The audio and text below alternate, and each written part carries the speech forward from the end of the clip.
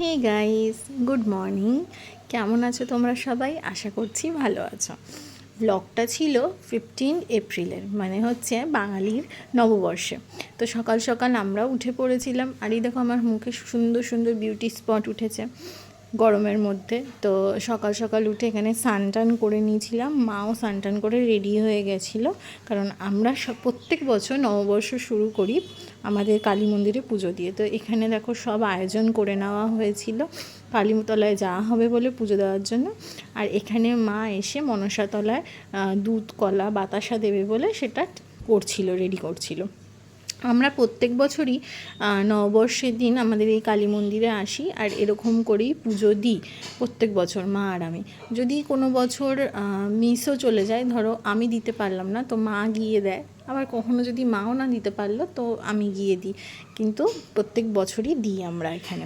আর এইভাবেই বছরের প্রথম দিনটা আমরা শুরু করি ঠাকুরের আশীর্বাদ নিয়ে। আর তোমাদেরও বছরের প্রথম দিন খুব ভালো কাটুক, সবাই সুস্থ থেকো, ভালো থেকো, এটাই আমি কামনা করি। তো এই হচ্ছে আমাদের কালী মন্দির, তোমরা সবাই দেখেওছো এর আগে। আর আমাদের এই কালী মন্দিরটা কিন্তু বেশ জাগ্রত। এখানে কিন্তু কোনো মূর্তি পুজো হয় না, এখানে 3টে শিলা আছে, সেইটাই পুজো হয়। আর তাছাড়াও শিব মন্দির রয়েছে। তো এখানে পুজো টুজো দিয়ে আমি আর মা বেরিয়ে পড়েছিলাম বাড়িতে যাওয়ার জন্য, কারণ বিকেলে আমরা বেরোবো বলে প্ল্যান করেছিলাম। তো এখানে দেখো এই যে ড্রেসটা দেখছো, এটা মা আমাকে দিয়েছিল পয়লা বৈশাখে পরার জন্য। ড্রেসটা কিন্তু আমার খুব সুন্দর লেগেছে। এবার তোমাদেরকে দেখাই, মাকে আমি জন্মদিনে এই কুর্তিটা দিয়েছিলাম, এটা মা পয়লা বৈশাখের দিন পরেছিল। কেমন লাগছে তোমরা কিন্তু জানিও। তারপরে ট্রেন ধরে আমরা চলে যাচ্ছিলাম আমাদের গন্তব্যের দিকে। আর ওয়েদারটা বেশ সুন্দর ছিল, একটু মেঘমেঘ করেছিল, হাওয়া ছাড়ছিল। এবার বলে দিই, আমরা গেছিলাম শ্যামনগর কালী মন্দিরে। আর তোমরা কিন্তু স্টেশনে নেবেই একদম সোজা পথে এলেই এই রাস্তাটা ধরে সোজা যাবে, একদম সামনে শ্যামনগরে কালী মন্দির। স্টেশন থেকে 5 মিনিট লাগবে।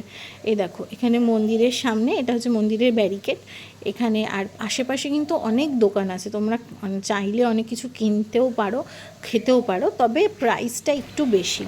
এটা হচ্ছে মন্দিরের ভেতরের দোকানপত্র, এখান থেকে তোমরা জিনিস কিনতেও পারবে, আবার ঠাকুরকে পুজো দেওয়ার জন্য বিভিন্ন রকম জিনিসও পাবে এখানে। কিন্তু যেটা ব্যাপার সেটা হচ্ছে প্রাইসটা একটু বেশি নেয় এরা, আর কিছুই না।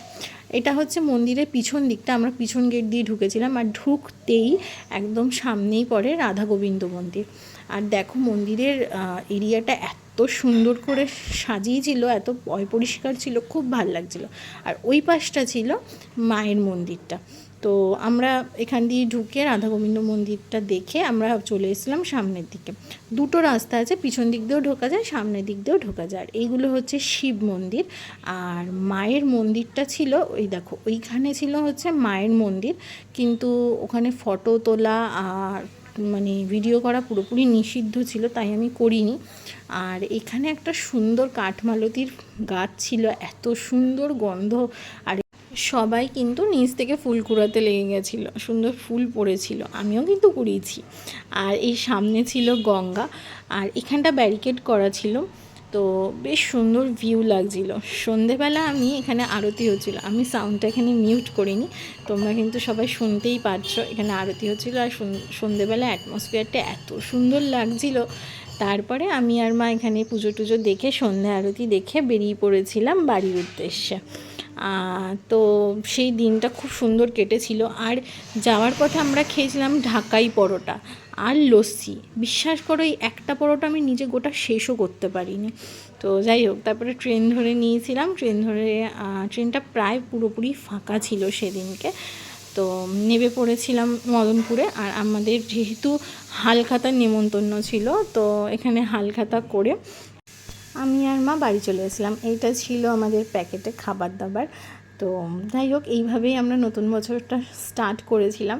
আশা করছি তোমাদেরও নতুন বছর খুব ভালো কেটেছে। সবাই কিন্তু ভালো থাকবে, সুস্থ থাকবে। তোমাদের সাথে দেখা হবে আমার নেক্সট কোনো ব্লগে। আর সবাইকে শুভ নববর্ষ, টাটা।